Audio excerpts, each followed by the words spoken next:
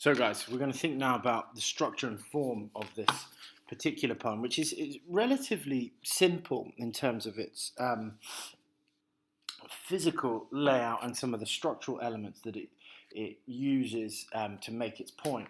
The most distinctive of which is obviously this repeated section of the poem. What business of mine is it, so long they don't take the yam from my savouring mouth, which is repeated 3 times. And this is what's known as a refrain, a section or a line of verse.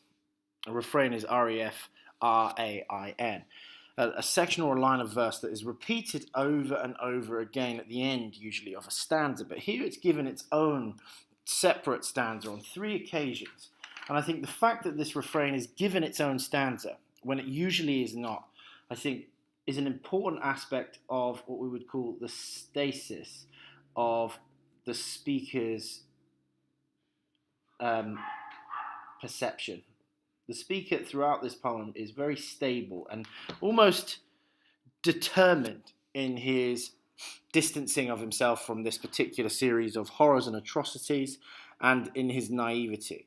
And that refrain and its repetition gives us that sense of an anchor that the poem keeps coming back to show us that there's really been no development in the speaker's reactions to the events and atrocities that unfold.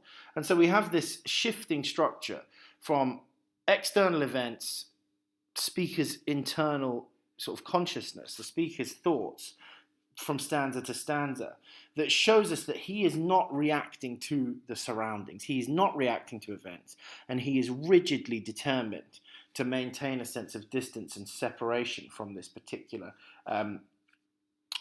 series of horrifying events. Importantly, what this brings up is the ballad form. Now, this poem is not a ballad. It isn't a technical ballad at all. But refrains, these repeated lines at the bottom of stanzas or in discrete sections in poems or songs even, are an element of the ballad form. And the ballad form is designed to tell stories that are usually newsworthy and often contain quite violent atrocities. And there is then a sense of this poem's form creating almost a type of dramatic irony, where the speaker is telling a story that is borrowing a form that suggests that something bad is going to happen, that's going to be newsworthy, and that he doesn't understand that that's what's about to occur.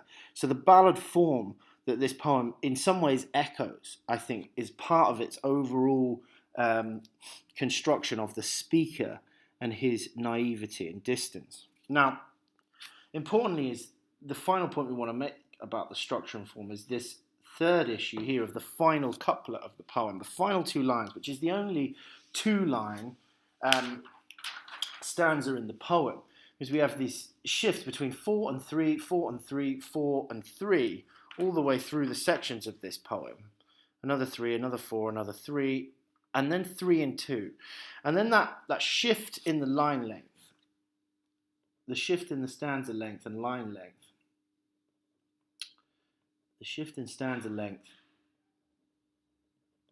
suggests the disruption